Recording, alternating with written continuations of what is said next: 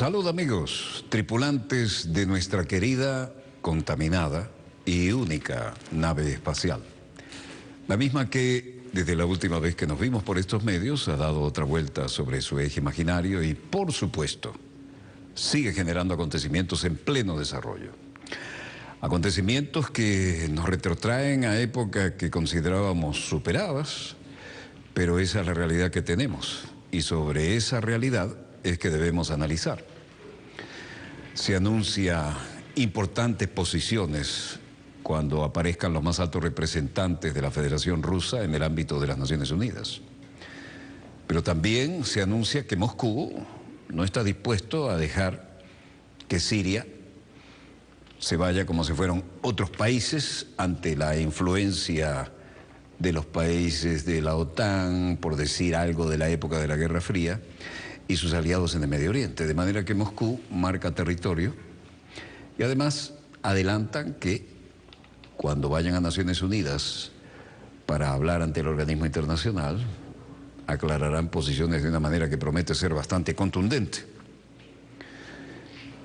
En realidad esto es un poquito más complicado, pero nada difícil de entender en la medida en que se lo vamos a mostrar. Y mejor los acontecimientos en pleno desarrollo y sobre ellos hacemos nuestro cotidiano análisis. Ciertamente, mostrar músculo y mostrar músculo en los cielos y en tierra son todo un mensaje también.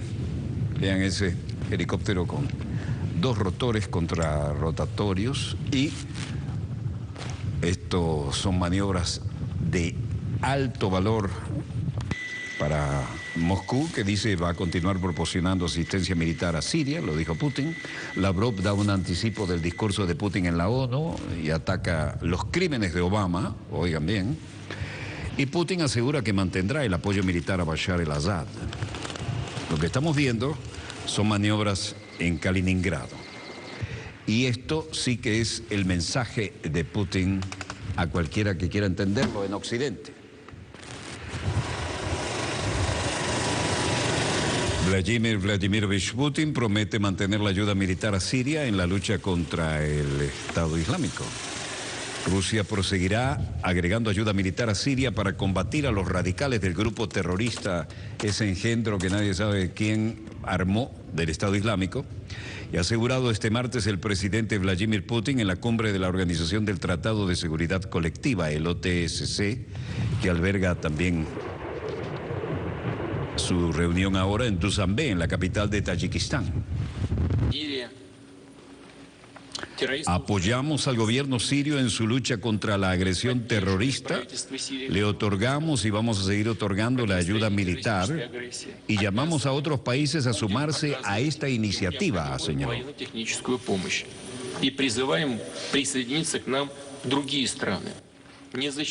Además, ha subrayado que sin la participación de las autoridades sirias será imposible expulsar del país árabe a los terroristas del Estado Islámico. Putin sostuvo también que el presidente sirio Bashar al-Assad está dispuesto a admitir en la gestión del Estado a la parte sana de la oposición y nuevamente defendió el respaldo de Moscú a Siria. Si Rusia no hubiera apoyado a Siria, la situación habría sido peor que en Libia y la cantidad de refugiados sería mayor, recalcó. La gente, agregó, huye de Siria debido a las atrocidades de los terroristas y no por la ayuda que presta Moscú al gobierno de Assad. El mandatario ruso ha sugerido además dejar a un lado las ambiciones geopolíticas y el doble rasero para hacer frente de una vez al ejército del Estado Islámico. Se debe dejar a un lado las ambiciones geopolíticas, renunciar al doble rasero y a la política del uso directo e indirecto de ciertos grupos terroristas para conseguir sus propios objetivos coyunturales, como el cambio de gobiernos incómodos, recalcó Putin. Desde marzo de 2011, Siria vive un conflicto armado que ha dejado más de 220.000 muertos. 220.000 muertos, según estimaciones de la ONU.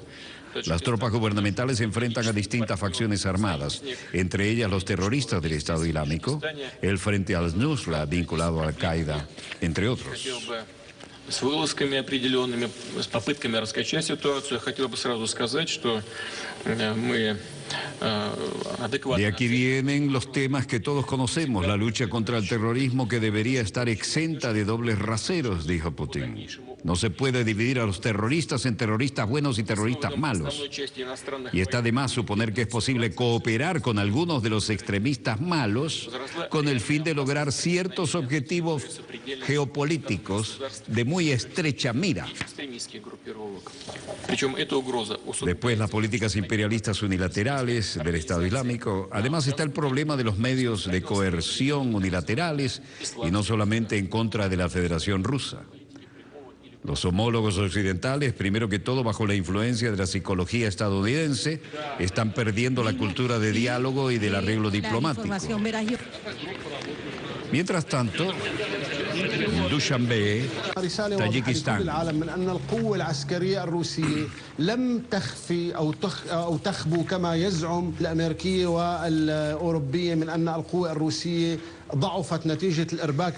Luego de las grandes maniobras,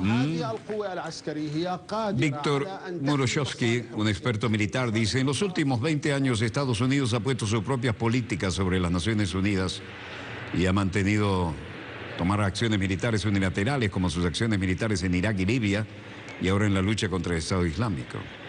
Creo que si los Estados Unidos siguen con una actitud así, será imposible para Rusia y Estados Unidos aunar esfuerzos en la lucha contra el terrorismo en el Medio Oriente.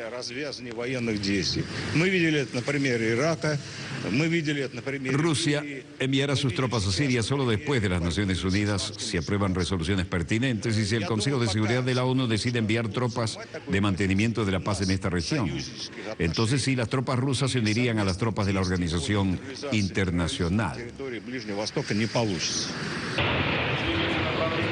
En estas demostraciones, donde apareció algo de lo último de la panoplia militar rusa, vista de expertos sobre la presencia militar de Rusia en Siria.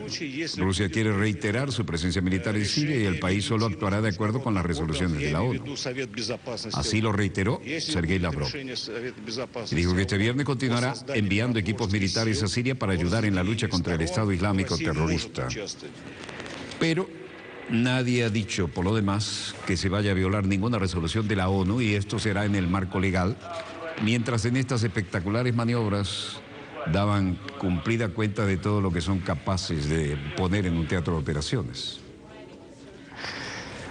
Por lo demás, en las Naciones Unidas, en Ypres, en Bélgica, el vocero del secretario general, Stefan Dujarric, decía: The Secretary General has appointed Ms. Virginia Gamba of Argentina as the head of the... El secretario general ha nombrado a la señora Virginia Gamba de Argentina para dirigir el panel de 3 miembros independientes que se creará para dirigir la Organización para la Prohibición de Armas por la ONU, se refiere a armas químicas, mecanismo conjunto de investigación establecido por la resolución 2235 del Consejo de Seguridad sobre el uso de productos químicos como armas en la República Árabe Siria.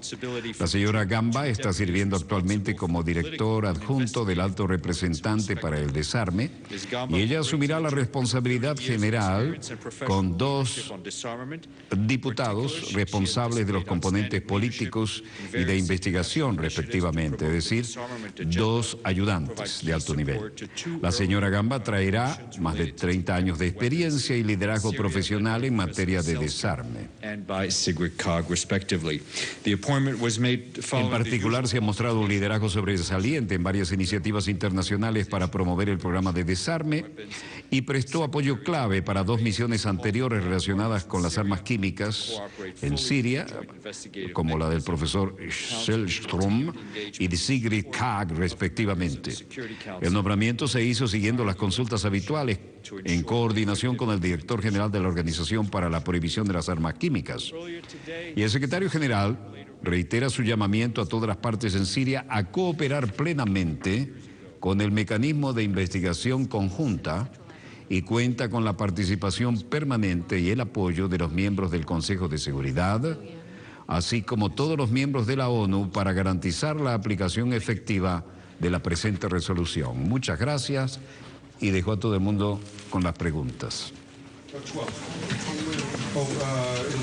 De manera que la titular oficial de desarme de las Naciones Unidas es de Argentina, y esto para dirigir la situación en Siria.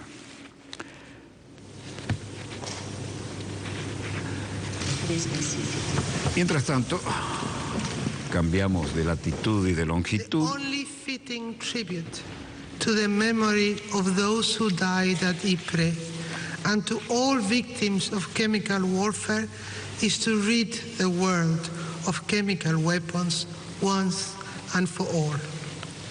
On this solemn anniversary, let us recommit to this. La titular decía que en este solemne aniversario era el momento de recordar las enseñanzas del pasado y hacer frente a las realidades del presente de la manera más adecuada posible.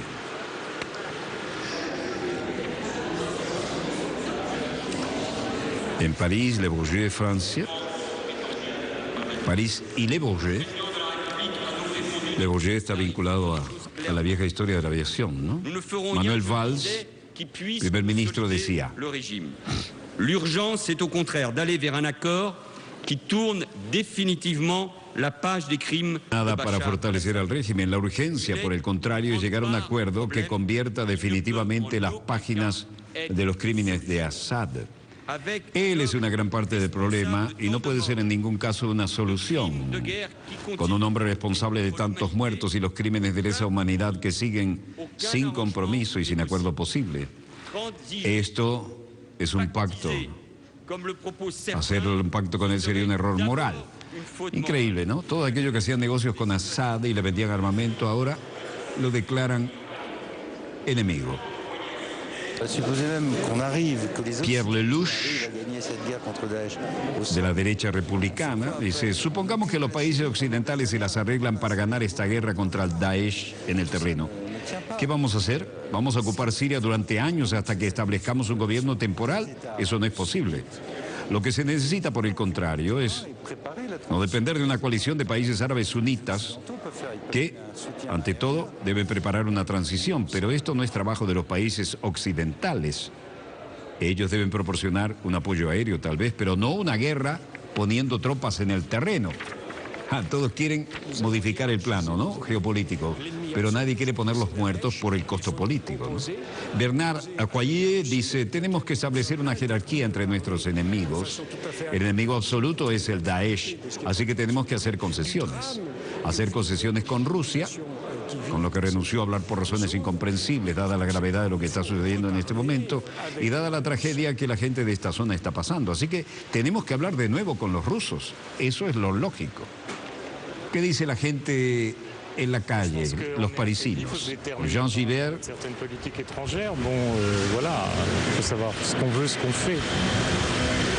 Somos un país en que tenemos que ser claros con nuestra política exterior, tenemos que saber lo que estamos haciendo y lo que queremos. Si se permite que algunas personas o millones de personas permanezcan en su territorio y no en las carreteras como estamos viendo en estos días, aquí hay miles de personas vagando por toda Europa y proponen cosas que realmente no son concretas. Deberíamos buscar una solución. Eugenia dice: estoy asustado. Creo que no debemos interferir en los asuntos de los demás países. Ellos tienen que resolver sus problemas por sí mismos. Están asustados por la ola de inmigrantes que van sobre la metrópoli después que trataron de dejarlos en su lugar y tenerlos como sirvientes en la etapa colonial.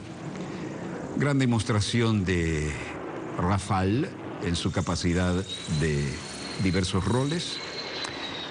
Y el primer ministro francés Valls dice que no hay trato posible con Assad en Siria, ¿no? Ahora, ¿de qué se trata todo esto? China trabajaría con Francia en nuevas proposiciones para tratar de controlar el cambio climático. Propone trabajar con Francia en el nuevo acuerdo de cambio climático y concede importancia al papel de Francia como país anfitrión de las conversaciones de diciembre y está dispuesto a mejorar la comunicación y la coordinación con el país, dijo a Jacques Oliver, consejero diplomático del presidente francés. ¿Quién lo dice? Jean. China dice que trabajará con Francia para promover las conversaciones en París con el fin de lograr un acuerdo global equilibrado y fuerte en línea con el principio de responsabilidad común, pero diferenciada, para mantener a salvo el cambio climático. Oliver dijo que Francia espera trabajar con China para hacer la reunión de París un éxito.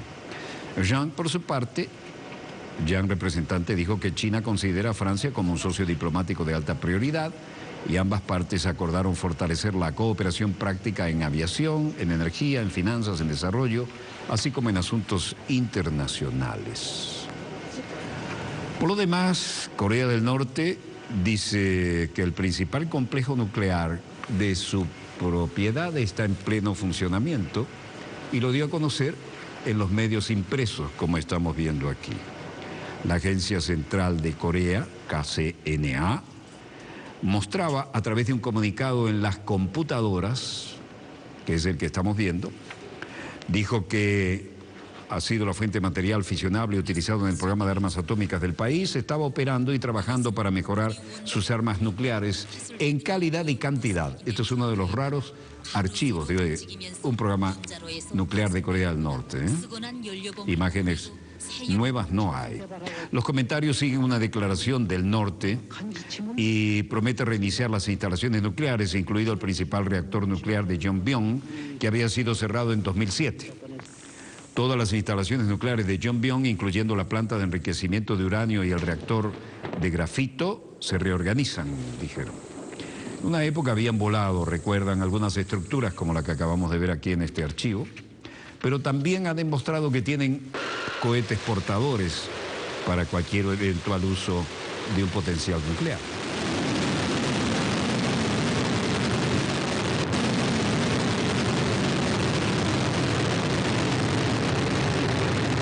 Si los Estados Unidos y otras fuerzas hostiles persisten buscando su política hostil hacia Corea del Norte en forma imprudente, nos comportaremos con picardía, dijeron. En Beijing, la Cancillería en su rueda habitual decía: China está comprometida con la desnuclearización de la península coreana y comprometidos con la realización de la paz y la estabilidad en la península, y nos comprometimos a resolver la cuestión relevante a través del diálogo y la consulta. Así lo decía el portavoz del ministerio, Hong Lei. Esperamos que las partes pertinentes puedan, bajo las actuales circunstancias, hacer algo más beneficioso para salvaguardar la paz y la estabilidad de la región y en toda la península de Corea.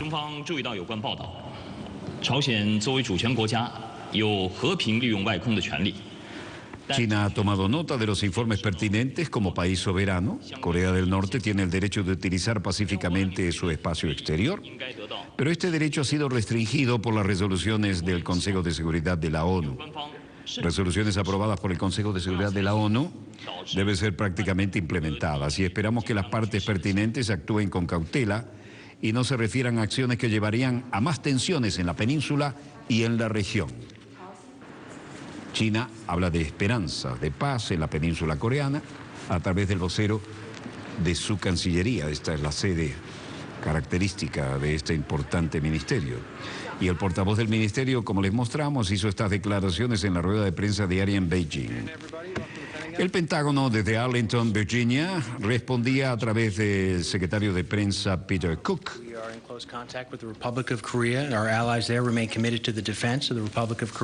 Estamos, por supuesto, monitoreando la situación actual en la península coreana y estamos en estrecho contacto con la República de Corea.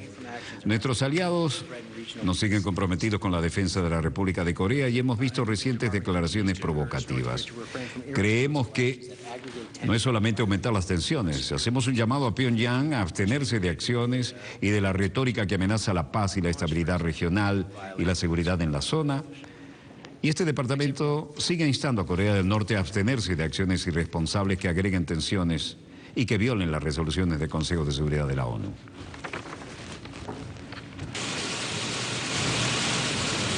Corea del Norte debe abstenerse de retóricas y de pretensiones nucleares, decían. Mientras tanto, en Corea del Sur, Park Geun-hye se reunía con Donald Tusk. el presidente del Consejo Europeo. Donald Tusk de la Unión Europea se reunía con su homólogo surcoreano en Seúl y el presidente del Consejo Europeo, Donald Tusk, celebró una cumbre con el presidente de Corea del Sur, Park Geun-hye, el martes 15 de septiembre para impulsar las relaciones bilaterales. Se esperaba que Tusk pudiera discutir las relaciones bilaterales y la cooperación regional en Asia Oriental, incluyendo asuntos de la península coreana, según el Consejo de la Unión Europea.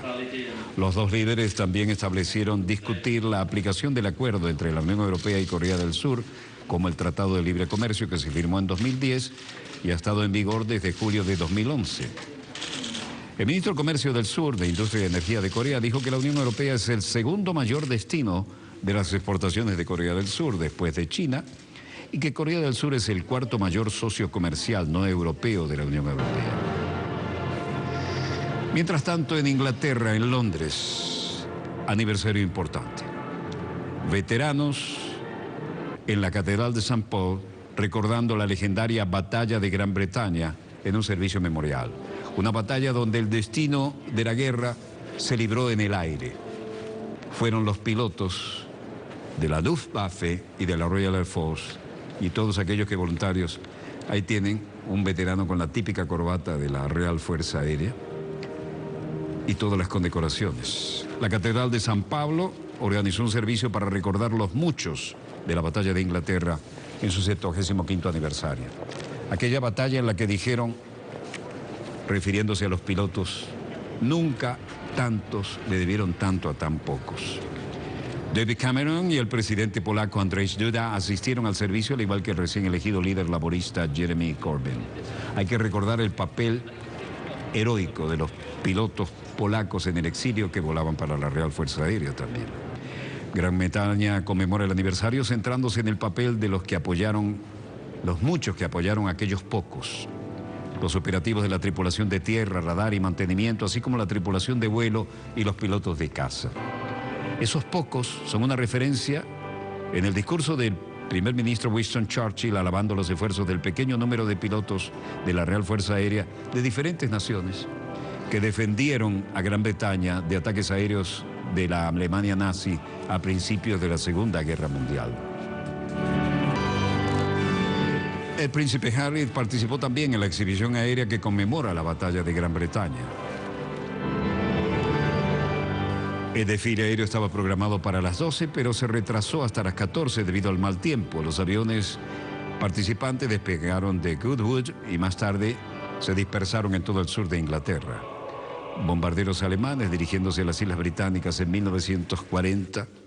La recreación de hoy acontece que pone en relevancia la importancia de la labor de la Real Fuerza Aérea. De no haber sido por la intervención de aquellos Spitfire, Hurricane y Blenheim, las tropas hitlerianas podrían haber invadido las Islas Británicas y consecuentemente la historia habría tenido un curso diferente. Fue entonces que el primer ministro Winston Churchill dijo: nunca tantos debieron tanto a tan pocos, en referencia a los pilotos británicos y de todas otras nacionalidades, incluyendo algunos latinoamericanos. El príncipe Harry ha celebrado hoy su cumpleaños con los veteranos, cumple 31 años. Y en la reunión de la batalla se recuerdan a los viejos pilotos, algunos de los cuales sobreviven y tienen 90 años aproximadamente. Un estimado de 544 personas que formaban parte del personal de comando murieron durante la batalla de Inglaterra que se dilucidó en los aires en 1940, cuando fue derrotada la Luftwaffe de Hitler. Harry llevaba una barba ahora que se dejó crecer en el verano y se reunió con algunos de los pilotos. Él tomó brevemente los mandos de un Spitfire en un evento el año pasado, pero los planes para él de volver a volarlo fueron desguazados. La banda de la Real Fuerza Aérea colaboraba hoy en el evento solemne. Las campanas sonaban a rebato por aquellos que lograron la definitiva batalla en los aires.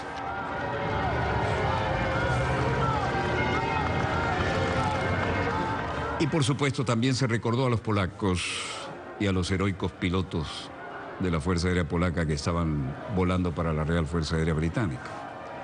Se derrochó valor sobre los cielos, sobre el Canal de la Mancha, sobre Europa y sobre Gran Bretaña. Y hoy, los aún increíbles sobrevivientes que están sobre los 90 años se reunieron para recordar glorias pasadas.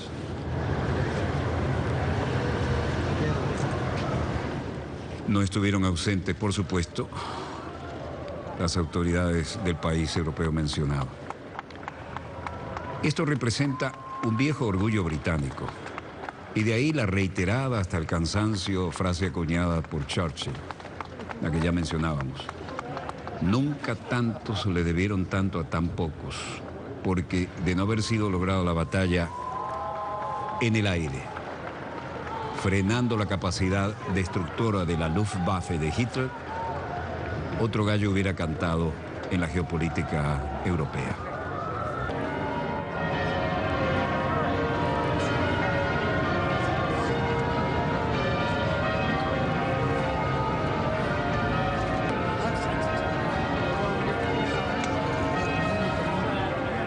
Pocos sobrevivientes, muchas medallas, 90 años promedio. Ahí está la corbata de la Real Fuerza Aérea con la franja.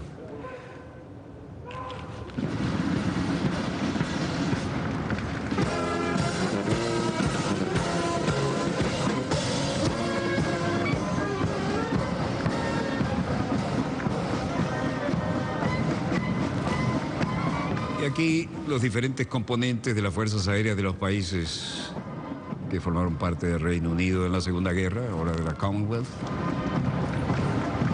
y los veteranos que aún están en condiciones de marchar. Como ven, predomina el azul celeste. Es el homenaje a aquellos pilotos que decidieron la historia sobre los cielos de Gran Bretaña, sobre el Canal de la Mancha y sobre la Europa ocupada por la imparable maquinaria militar de Hitler.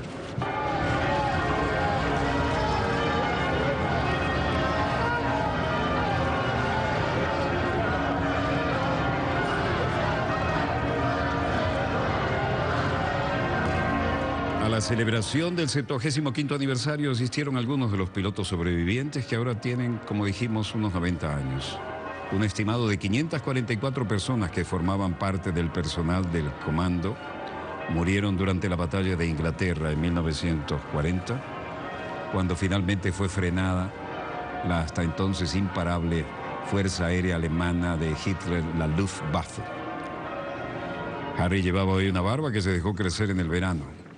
Y los legendarios Spitfire hicieron sonar sus motores que para los pilotos son música.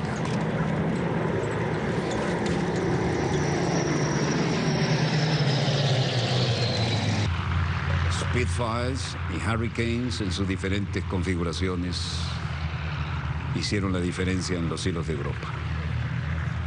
De no haber sido así, definitivamente otro hubiera sido el resultado histórico. Esos motores Rolls-Royce suenan como música.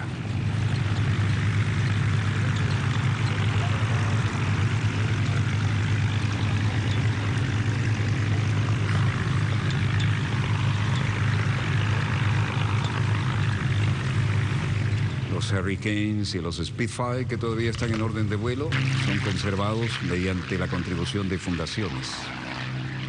Y todavía estos tenían buenos componentes, buena parte de los componentes cubiertos de tela, el fuselaje.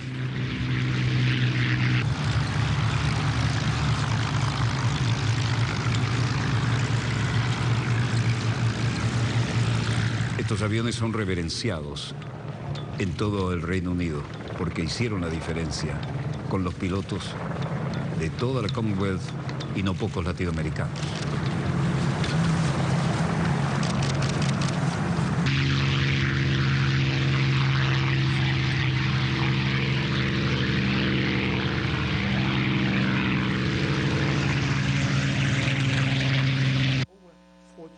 Con ese perfil de un histórico. El otro que más me gustaba aparte de este era el Mustang F51. Ese tenía un motor Packard Rolls-Royce de 1.650 caballos. Realmente estos hicieron la diferencia. Bueno, nostalgias aparte, dejamos aquí este histórico aniversario donde se rinde tributo a los Caballeros del Aire, porque ahí se la jugaron unos y otros y los combates todavía eran singulares. Y se dieron casos de alguno que se dio cuenta que el enemigo se le habían trabado las ametralladoras o se había quedado sin municiones, y se llegó a dar ese caso. En la Primera Guerra era normal, con cabina abierta y la bufanda de seda volando al aire. Pero también en la Segunda se dieron casos de gente que se dio cuenta que estabas muerto, te tengo acá, se te tragó el armamento. Bueno, saludo, nos vemos mañana en otra. Por eso a veces decimos los Caballeros del Aire, y es una tradición que emociona. Bueno, esto es una muestra de que todavía queda algo de aquel romanticismo de los combates. Ahora la tecnología es tal que abruma, ¿no? Y supera la condición del ser humano en los mandos. Ahora ya tenemos aviones capaces de bombardear, ametrallar a control remoto. Se acabó el romanticismo. Pero eso fue un poquito de lo que se recordó hoy. Breve corte y volvemos con más acontecimientos en pleno desarrollo. No se vayan, ya volvemos.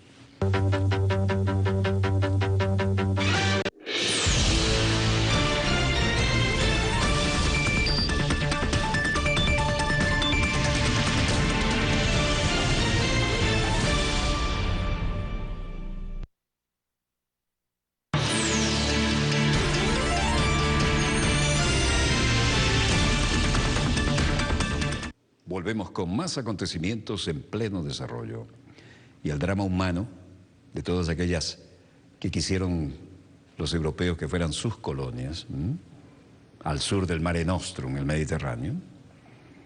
Oh, dulce venganza de la historia para algunos, ¿no? Ahora avanzan hacia el norte y van hacia los que pretendieron ser sus metrópolis, pero ahora no los quieren. No muy cristiano esto, ¿no? Bueno, pero aquí confluyen también otros credos. Ejemplo, todos los que de alguna manera sobrevivieron al cruce del Mediterráneo y se metieron por el sur de Europa y ahora tratan de llegar, por ejemplo, a Hungría, uno de los zonas calientes sobre esto. Vamos a ver cómo reaccionan la vieja Europa cuando se trata ahora de ser solidarios, humanos, etcétera. No crean, sin subestimar a nadie, no todos son tan generosos como lo somos en la patria grande latinoamericana, claro. Algunos traidores, pero no importa. Aquí tenemos un ejemplo, ¿no? Eso que ven al fondo son serpentinas y de tipo militar, para que la gente no pueda cruzar. Y los que salieron en busca de sobrevivir primero y de tal vez tener un lugar bajo el sol, aquí están, en drama humana en pleno desarrollo. Sirios detenidos tras violar la frontera húngara. Autoridades húngaras detuvieron a un grupo de refugiados sirios después de que violaron la valla fronteriza del país. Y esa es una valla del nuevo tipo de serpentina militar, ¿no? Es así corta. Hungría construyó unos 175 kilómetros de valla de alambre de púas en la frontera con Serbia a través de la ruta principal por tierra de los inmigrantes hacia la Unión Europea. La policía ha detenido hasta el momento 174 personas, diciendo que enfrentan un proceso penal. El grupo de sirios dijo que habían estado caminando durante 2 días en la parte serbia de la frontera. Encontraron un agujero en la valla o la cortaron a través de Aşostalon en Hungría, donde fueron detenidos. Al grupo se lo llevaron en camionetas de la policía antes de ser trasladados a un vehículo más grande que le fue transferido a un centro de procesamiento.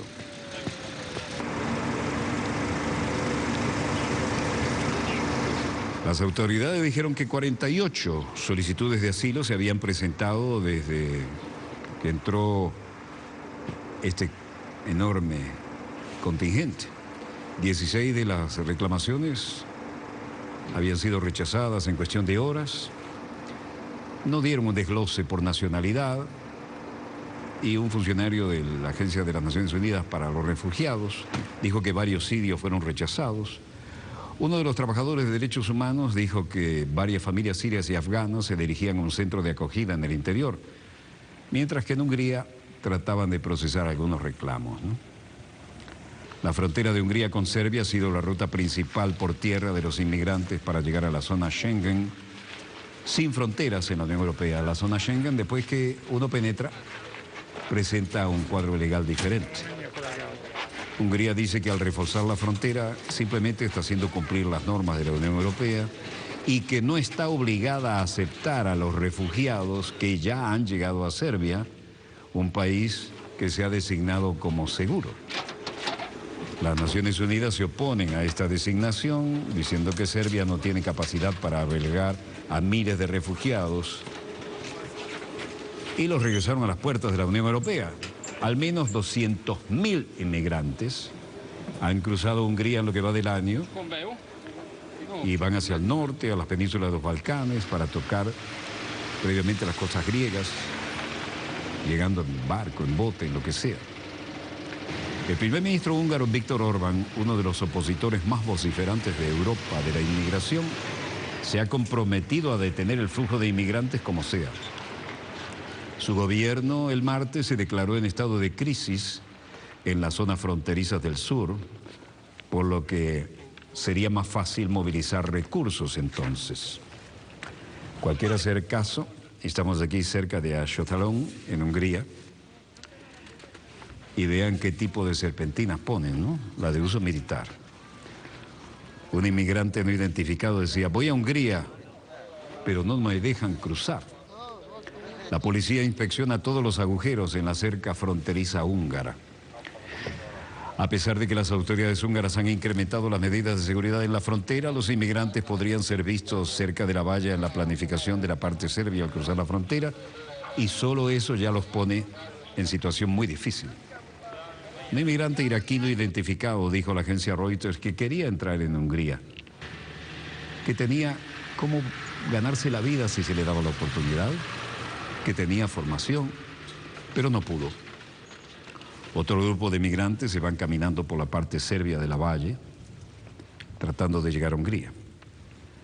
En realidad, los inmigrantes pueden presentar solicitudes de asilo de las 6 de la mañana a las 10 cada día. Es una extraña, surrealista situación, ¿no? La represión de Hungría a los inmigrantes que ingresan al país fue descrita como muy alarmante por algunos grupos de oficiales de derechos humanos de las Naciones Unidas, que dijeron que el gobierno había violado el derecho internacional. Las autoridades húngaras dijeron que 48 solicitaciones de asilo se habían presentado, de las cuales 16 habían sido actualizadas y otras rechazadas en cuestión de horas.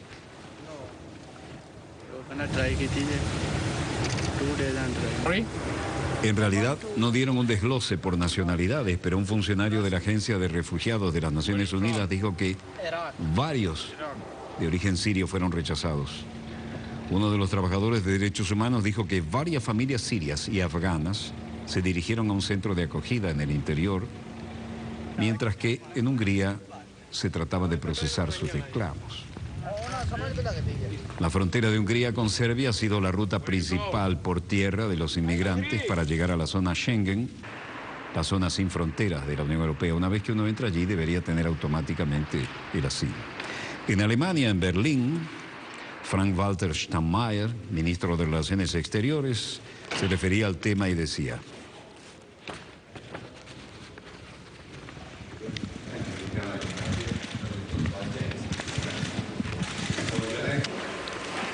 estaba con el ministro de Relaciones Exteriores de Noruega, Børge Brende.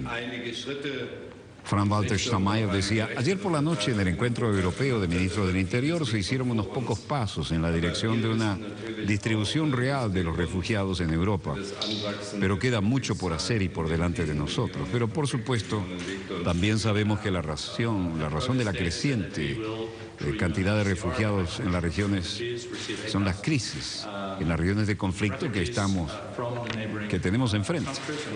El canciller noruego, Børge Brende, dice: tenemos una primera etapa, vamos a través de ACNUR, los altos comisionados para los refugiados, recibirán 8.000 refugiados de los países vecinos y también de Siria, Y no con el mismo tipo de número como en Alemania, pero también somos un país pequeño y estamos viendo un aumento importante que solicitan asilo, que tratan de llegar a Noruega. Alemania dice que en camino de resolver la crisis de los refugiados estaría la Unión Europea. Algunos pasos en la dirección correcta han sido realizados en la distribución de los refugiados en Europa. Y en ese sentido, Angela Merkel, desde Berlín, decía: Dieses Problem kann nur gesamteuropäisch gelöst werden. Es ist eine Verantwortung der gesamten este problema solo puede ser resuelto por toda la Unión Europea. Es la responsabilidad de toda la Unión Europea y por eso hemos acordado tener una cumbre especial la próxima semana con Donald Tusk, presidente del Consejo Europeo. Se verá la agenda y todos los detalles.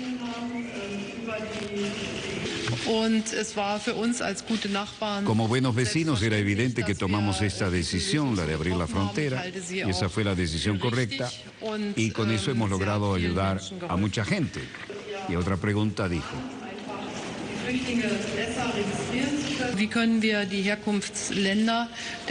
¿cómo podríamos ayudar mejor a los países de donde provienen los refugiados? Bueno, es necesario un gran esfuerzo de la Unión Europea aquí. Y en segundo lugar, ¿cómo podríamos trabajar más con Turquía, por ejemplo?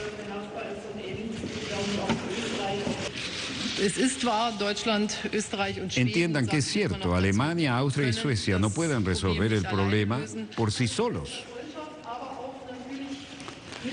Y luego el canciller austríaco Werner Faymann decía: 3 países no pueden llevar a cabo la política exterior de la Unión Europea en este tema. Es necesario, como canciller, como menciona aquí la colega, es necesaria una cumbre de la Unión Europea y es urgente, como lo dijo la propia canciller alemana.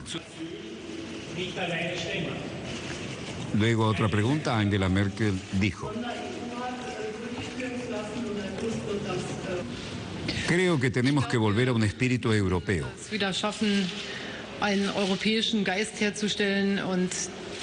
Y espero que esto se logre a través de amenazas. No, hay cosas que significan una mente muy pequeña y ni siquiera hay que hablar de eso. Bueno, Alemania y Austria buscan una cumbre de la Unión Europea sobre los refugiados para la próxima semana. Están muy preocupados y lo quieren hacer en forma urgente. En esta conferencia de prensa conjunta en Berlín, Merkel dijo que Alemania y Austria estaban ahí. Bueno, que lo escuchen bien en Washington. En Venezuela va a haber justicia y fueron 43 muertos que nos duelen. Miren quién está aquí acercándose. Sorprendente. Al fin reaccionó el hombre. Ahí están los componentes de la Fuerza Armada Nacional Bolivariana.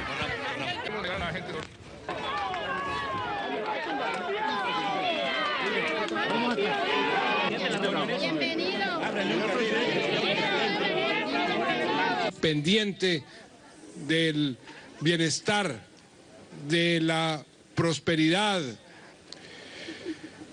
Si ya se ha venido avanzando en el corredor humanitario para que los niños no se queden sin colegio, si ya se ha venido avanzando en la unificación de las familias y se ha parado el maltrato, hemos dado un paso importante para poder lograr esa reunión entre el presidente Maduro y este servidor.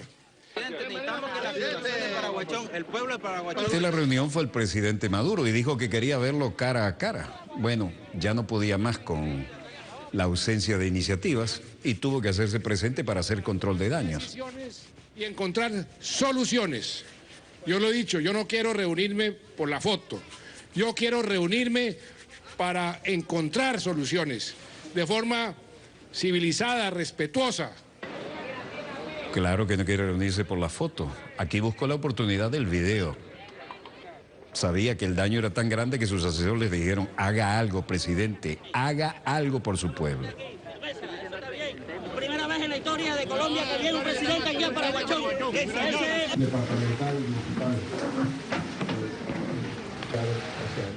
Bueno, presidente de Colombia, según Reuters, dice que gestos venezolanos podrían ayudar a resolver la disputa fronteriza. ¿Le parece poco gesto darle asilo aquí a casi 6 millones de colombianos? Para reunirme. donde sea, cuando sea, como sea, sin condicionamiento ni condiciones. Con la participación de los presidentes de CELAT y UNASUR, con la participación de todos los presidentes y presidentas de UNASUR, a la hora, en el día que me digan, yo voy a estar allí para hablar con sinceridad con el presidente Santos y buscar soluciones a los graves problemas de la frontera. Presidente Santos, se lo digo con la mejor voluntad, he hablado, usted sabe muy bien, con personas con las cuales han servido de voceras para llevar su opinión, mi opinión, intercambio, de buena fe.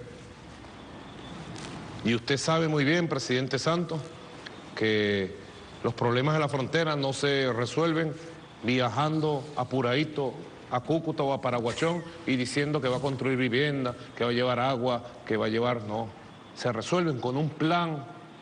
El abandono de la frontera tiene muchos años, lo trascienden usted. Yo me atrevería a ir más allá en este comentario y decir, bueno, no son responsabilidad directa de usted, aunque usted tiene su responsabilidad como yo tengo la mía aquí. Pero son décadas de abandono de la frontera, de La Guajira, de Cúcuta, del norte de Santander, del Llano. No se resuelven con operaciones televisivas, mediáticas, no. Se resuelve si usted y yo nos vemos, nos sentamos a conversar con respeto, con paciencia, con tranquilidad y vemos todos los problemas. Es más, muchachos, yo he ofrecido todo mi concurso, todo mi apoyo y el apoyo de toda Venezuela para abordar inmediatamente los temas sociales, económicos de la frontera, del combustible. Tengo fórmulas para resolverlo.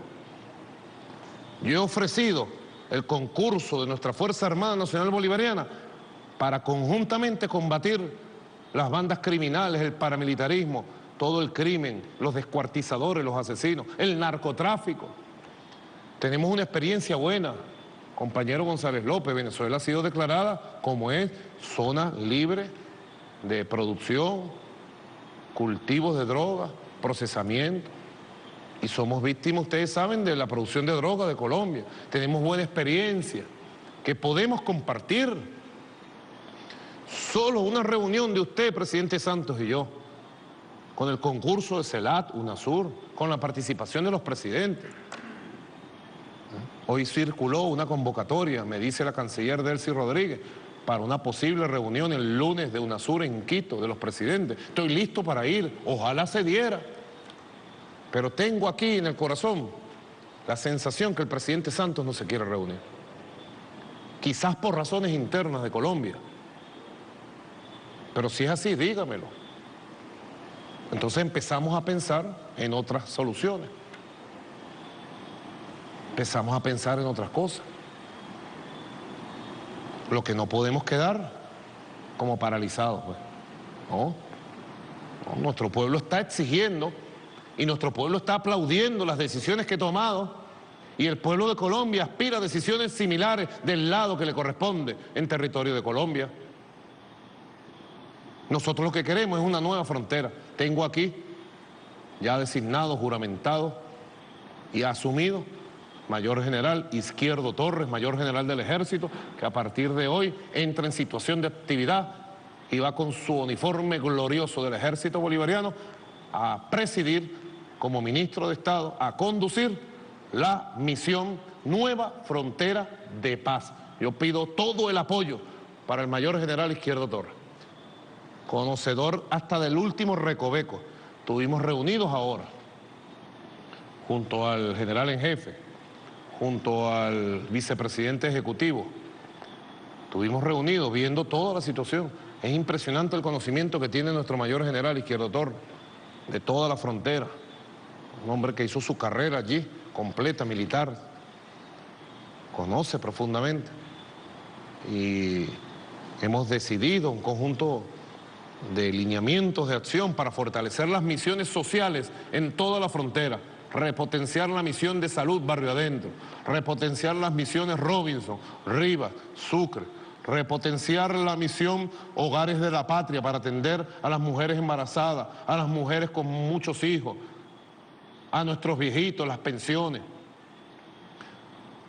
Repotenciar todas las misiones socialistas, la gran misión Vivienda Venezuela, la gran misión Barrio Nuevo, Barrio Tricolor, repotenciarlas, fortalecerlas, desplegarlas con un método de planificación, de focalización directa en la comunidad que necesita a lo largo y ancho de la frontera del lado venezolano. Muchas de estas cosas, presidente Santos, se pueden replicar con el método de ustedes en Colombia, allá de aquel lado, porque son sencillas de hacer, son sencillas. Igualmente he aprobado un conjunto de iniciativas económicas para tener una economía allí más productiva, más sana. Eso va a llevar tiempo, pero está aprobado el plan, las ideas y además un fondo para invertir en dólares y en divisas en el desarrollo de toda la región fronteriza, para liberar la frontera de paramilitarismo, de contrabandistas, de secuestradores, de descuartizadores, y que sea una frontera para que crezcan nuestros hijos en paz, una frontera productiva. Y otro conjunto de decisiones. He decidido, y quiero informarlo, activar las zonas número 4, 5, 6 y 7 de la misión Nueva Frontera de Paz. Así se lo anuncio al Estado Zulia. He decidido activar el estado de excepción y los planes especiales en la zona número 4. Municipio Jesús Enrique Lozada, Rosario de Perijá, Machiques de Perijá y La Cañada Urdaneta. De inmediato va a asumir la jefatura de la zona número 4 el general de división Elías Moreno Martínez, en coordinación con el jefe de la misión Nueva Frontera de Paz y del gobernador Francisco Javier Arias Cárdenas. Igualmente anuncio la activación de la zona número 5, para la Nueva Frontera de Paz, en la misión Nueva Frontera de Paz. Los municipios Jesús María Semprún, Catatumbo y Colón. He designado al general de división Carlos Llanes Figueredo como jefe de esta zona número 5 y lo asume de manera inmediata. Igualmente he dado instrucciones precisas al general en jefe Vladimir Padrino López de reforzar toda la presencia de nuestra Fuerza Armada Nacional Bolivariana a todo nivel, el Ejército, la Armada, la Guardia Nacional Bolivariana, la Aviación Militar Bolivariana, tomando todas las medidas de previsión para evitar provocaciones de aquel lado, mentiras y falsos positivos.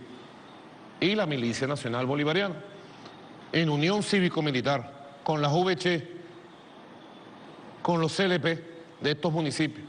Llamo a las VC, a los CLP, a los consejos comunales, los llamo a ejercer su poder, el poder popular, el poder cívico-militar. Es el poder, decía nuestro comandante Chávez, que tanto trabajó el tema del poder. Es el poder. ¿Se ejerce o se pierde? Aquel dicho creo que es de la biología, ¿no? Profesor Rodolfo Pérez. Órgano que no se usa, se atrofia. Por no usar el poder político, militar y popular en muchas de estas zonas, se atrofió el poder nacional en esos territorios y están en manos del paramilitarismo, de los grupos criminales, de los traficantes, de los narcotraficantes, de los que nos roban el combustible, de los que matan, descuartizan, esclavizan a nuestro pueblo, ¿o no? Y ojalá, presidente Santos, entre los dos, usted y yo, los dos gobiernos, con las diferencias que tengamos, los dos países, los dos gobiernos, los dos pueblos, ojalá, es el deseo de los pueblos que viven en la frontera, usted y yo podamos darle buenas noticias pronto a los pueblos de la frontera de cómo vamos a construir una frontera con igualdad, con prosperidad económica, con paz, con tranquilidad, donde no manden las mafias que persiguen a la gente y los chantajean y los vacunan y los descuartizan. Yo estoy seguro que usted quiere eso para su pueblo en Colombia y en la frontera. Es lo que yo quiero para el pueblo venezolano en toda nuestra Venezuela y en la frontera. Bueno, contundente, no a la hora, al minuto, la declaración del comandante en jefe y resultado de la fluida, por decirlo suavemente, situación fronteriza, ¿no? Recordemos, aquí hay 7 bases gringas, 7 bases estadounidenses, las que nos negamos a tener nosotros. Y recordemos que el mayor reservorio de petróleo, gas, minerales estratégicos y agua del mundo está aquí. El mayor reservorio de petróleo, gas y minerales estratégicos. ¿A cuánto? A 4 o 5 días.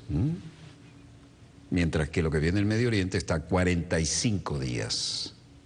Ahora, ¿por qué hay entre 5 y 6 millones de colombianos viviendo de este lado de la frontera? ¿Será porque aquí los tratamos mal?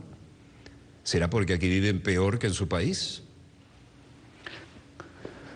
Bueno, creo que es tan evidente, ¿no?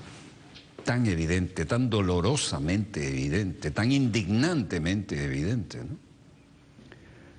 Hasta aquí nuestro dossier de hoy. Volveremos mañana, Dios mediante, cuando nuestra querida, contaminada y única nave espacial haya dado otra vuelta sobre su eje imaginario y estemos aquí para contarles la pequeña gran historia de las próximas 24 horas.